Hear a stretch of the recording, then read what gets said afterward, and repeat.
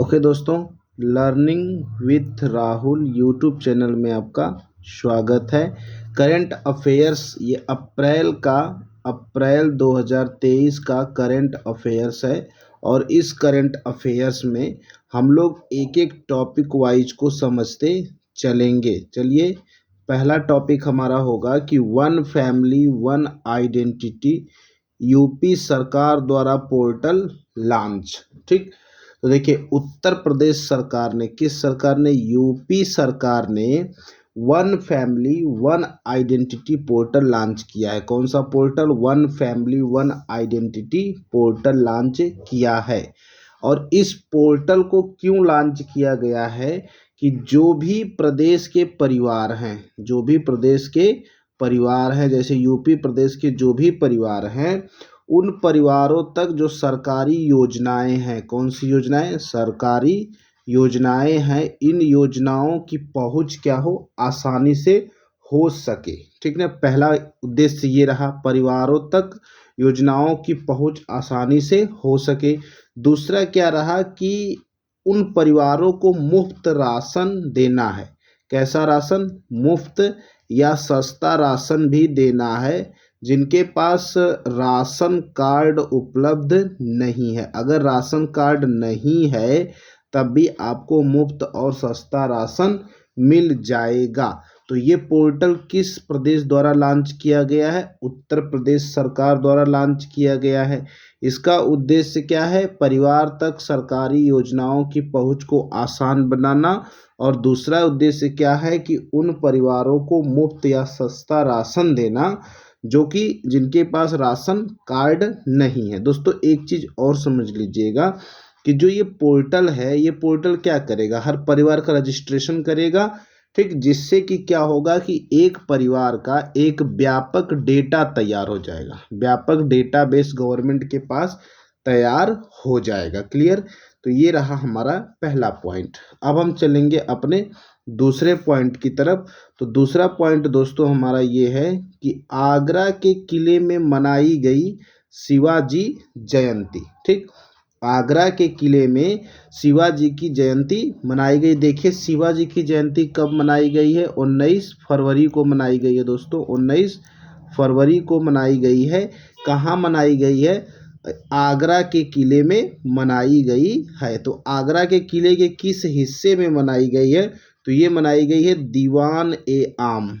दीवान ए आम जो आगरा का किला का हिस्सा है, दीवान ए आम में शिवाजी की जयंती मनाई गई है। ठीक है, और एक बात और याद रखिए, जब आप हिस्ट्री पढ़ेंगे तो इसी आगरा के किले में शिवाजी का अपमान भी हुआ था। और आज इसी आगरा के किले में दीवान ए आम वाले हिस्से में शिवाजी की जयंती मनाई गई है। ठीक है, और ये शिवाजी की 393 नंबर की जयंती रही है। और इस दौरान क्या किया गया कि जो दीवान ए आम है आगरा के किले में, यहाँ पे सांस्कृतिक कार्यक्रम आयोजित किए गए। कैसे कार्यक्रम दोस्तों? सांस्कृतिक कार्यक्रम आयोजित किए गए हैं। और एक और खास बात याद रखिएगा कि महाराष्ट्र सरकार ने क्या किया है कि ये जो शिवाजी की जयंती है, इसको शिव जयंती के रूप में मनाया है। शिव जयंती या शिव जयंती उत्सव के रूप में इसे मनाया गया है। क्लियर? पॉइंट याद रखिएगा, 19 फरवरी 2023 को शिवाजी की जयंती मनाई गई। कहाँ पे मनाई गई? आगरा के किले के दीवान ए आम में। और 393 नंबर की ये जयंती थी। और इस दौरान सांस्कृतिक कार्यक्रम आयोजित किए और महाराष्ट्र सरकार ने इसे शिव जयंती उत्सव के रूप में मनाया है। क्लियर? दो टॉपिक क्लियर। चलिए तीसरे टॉपिक की तरफ बढ़ेंगे। तीसरा टॉपिक हमारा है दोस्तों कि विधायी डिजिटल वीथिका का लोकार्पण। चलिए इसके बारे में समझने की कोशिश करिएगा कि एक्चुअल में ये विधायी डिजिटल वीथिका क्या है। ठीक, तो पहली बात ये कि यूपी गवर्नमेंट की योजना है। यूपी गवर्नमेंट किस राज्य से संबंधित है? तो उत्तर प्रदेश से संबंधित है। उत्तर प्रदेश सरकार ने, मुख्यमंत्री ने विधायी डिजिटल वीथिका का लोकार्पण किया है, ठीक ना।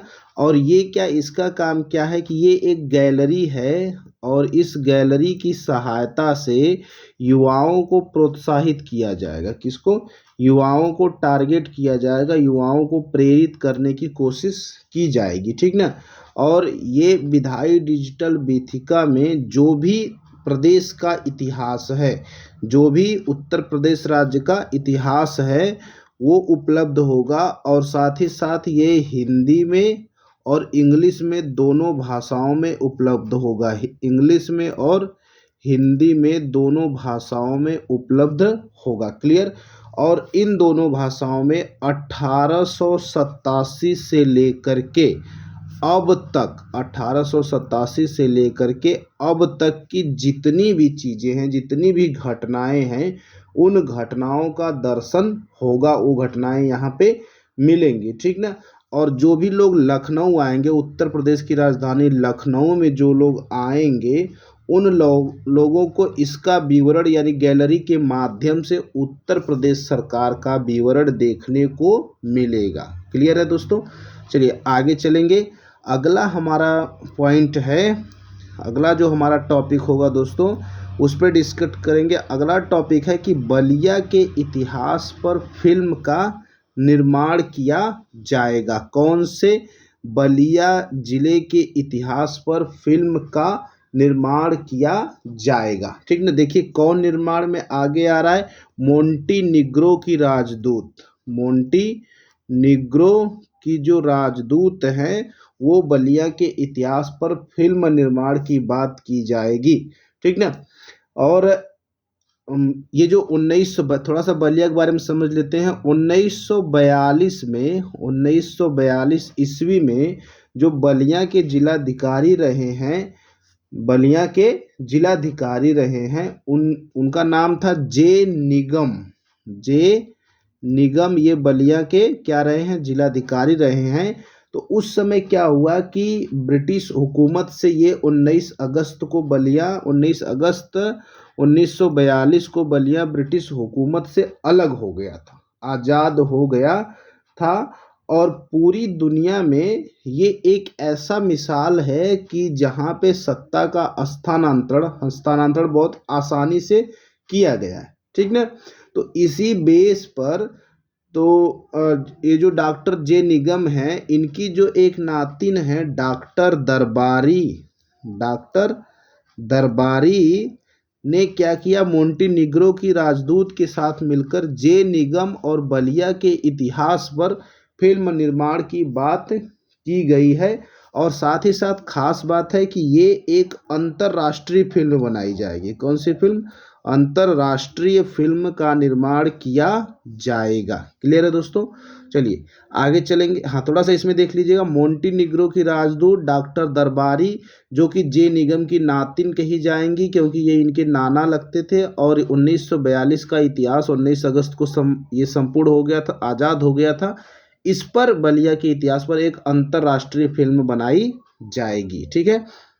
क्वेश्चन, इसके बाद अगला टॉपिक हमारा होगा, अगला टॉपिक आपका हो जाएगा कौन सा? कि आरोहिणी कार्यक्रम के बारे में थोड़ा सा समझेंगे कि आरोहिणी कार्यक्रम क्या है। देखिए पहली बात तो आरोहिणी कार्यक्रम समग्र शिक्षा अभियान के अंतर्गत काम करेगा। कौन सा?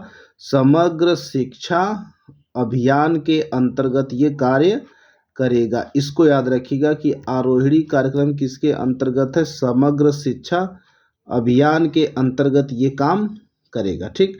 और साथ ही साथ ये याद रखिएगा कि ये जो आरोहिणी कार्यक्रम है, इसका उद्देश्य है कि जो वंचित वर्ग की लड़कियां हैं, जो वंचित या पिछड़े वर्ग की लड़कियां हैं, इन लड़कियों को, वंचित वर्ग की लड़कियों को सशक्त बनाना है। क्या करना है दोस्तों? इनको सशक्त बना देना है। वंचित वर्ग की लड़कियों को सशक्त बनाने से संबंधित है। और समग्र शिक्षा अभियान जो है, ये समग्र शिक्षा अभियान जो है, उत्तर प्रदेश में जो 746 नंबर याद रखिएगा, 746 कस्तूरबा गांधी, कौन से? कस्तूरबा गांधी जो आवासीय विद्यालय हैं, ठीक। इन विद्यालयों में लड़कियों की सुरक्षा के लिए ये एक प्रशिक्षण कार्यक्रम के तहत कार्य करेगा। किसकी सुरक्षा के लिए? लड़कियों की सुरक्षा के लिए ये एक प्रशिक्षण कार्यक्रम के तहत कार्य करेगा। क्लियर है? और इसका प्रशिक्षण 1 फरवरी को शुरू हो गया है। पहला प्रशिक्षण 1 फरवरी 2023 से शुरू हो चुका है, ठीक ना। और ये 3 चरणों में लागू किया जाएगा। कितने चरणों में? 3 चरणों में इसे लागू किया जाएगा। और आपको क्लियर हो गया होगा कि इस कार्यक्रम का मुख्य उद्देश्य क्या है। जो भी स्कूलों में पढ़ने वाली छात्राएं हैं, बालिकाएं हैं, इन छात्राओं को क्या करना है? आत्मविश्वासी और सशक्त बनाना है। सशक्त और आत्मविश्वासी बनाना है। क्लियर है? चलिए आगे चलेंगे। अगला जो हमारा टर्म होगा वो है दोस्तों की चित्रकूट में 50वां राष्ट्रीय रामायण मेला। समझिएगा, इसके बारे में समझते हैं। पहली बात, चित्रकूट कहाँ है? यूपी में है, उत्तर प्रदेश में है चित्रकूट। और उत्तर प्रदेश का एक ये पौराणिक तीर्थ स्थल भी है। क्या है?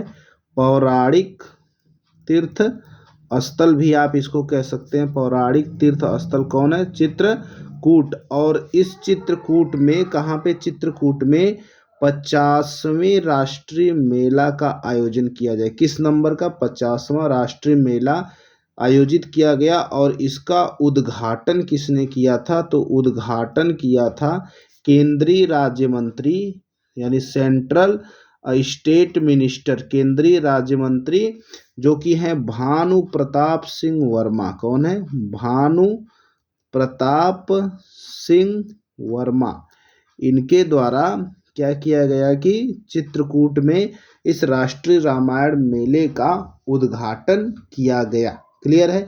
और थोड़ा सा चित्रकूट के बारे में समझ लेते हैं। चित्रकूट को प्रभु श्री राम की कर्म स्थली कहा जाता है, क्योंकि यहीं पे रहकर उन्होंने पूरे जीवन अपना लगभग बिताया था। 14 साल 13 साल जो भी रहा है।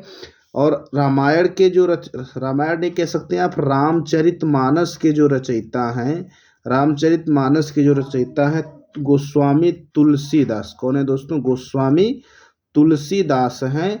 और इस तुलसीदास का जन्म भी क्या हुआ था कि चित्रकूट के राजापुर ग्राम में हुआ था। कहाँ पे हुआ था? राजापुर ग्राम में हुआ था, ऐसा विवरण मिलता है। ठीक है, तो ये हो गया आपका चित्रकूट में 50वां राष्ट्रीय रामायण मेला। क्लियर? आगे चलेंगे। अगला जो हमारा पॉइंट होगा वो है दोस्तों कि भारत की पहली हरित सौर पैनल फैक्ट्री। इसके बारे में समझेंगे कि भारत की पहली हरित सौर पैनल फैक्ट्री। ठीक, देखिए पहले ये याद रखिएगा, ल्यूमिनियस पावर, बैटरी आती है ना ल्यूमिनियस की, ल्यूमिनियस पावर टेक्नोलॉजी द्वारा, ल्यूमिनियस पावर टेक्नोलॉजी, ये याद रखिएगा, टेक्नोलॉजी द्वारा उत्तराखंड में, कहाँ पे दोस्तों? उत्तराखंड में, ये उत्तराखंड सरकार की बात है, उत्तराखंड में पहली हरित सौर पैनल फैक्ट्री, पहली हरित सौर फैक्ट्री की स्थापना होगी। कैसी? हरित सौर पैनल फैक्ट्री की स्थापना होगी। और इसका निर्माण उत्तराखंड के रुद्रपुर में किया जा रहा है, रुद्रपुर में किया जाएगा। और ये अनुमान लगाया जा रहा है कि 2023 के अंत तक यह पूरी तरह शुरू हो जाएगी। क्लियर? और इसके शुरू होने से 500 मेगावाट की जो बिजली है, सुविधा है, ये प्रतिवर्ष सौर उत्पादन से उत्पन्न होगी, सौर उत्पादन से होगी 500 मेगावाट। और इसे 1 गीगावाट तक बढ़ाया जाने की संभावना है। क्लियर? और सबसे खास बात कि ये पैनल जो है ये पूरी तरह से 100% यानी पूरी तरह से सौर ऊर्जा का उपयोग करेगा। कौन सी ऊर्जा का? सौर ऊर्जा का उपयोग करेगा पूरी तरह से। क्लियर ना? ये आपको क्लियर हो गया होगा, भारत की पहली हरित सौर पैनल फैक्ट्री। ठीक, इसके बारे में बात कर ली गई है।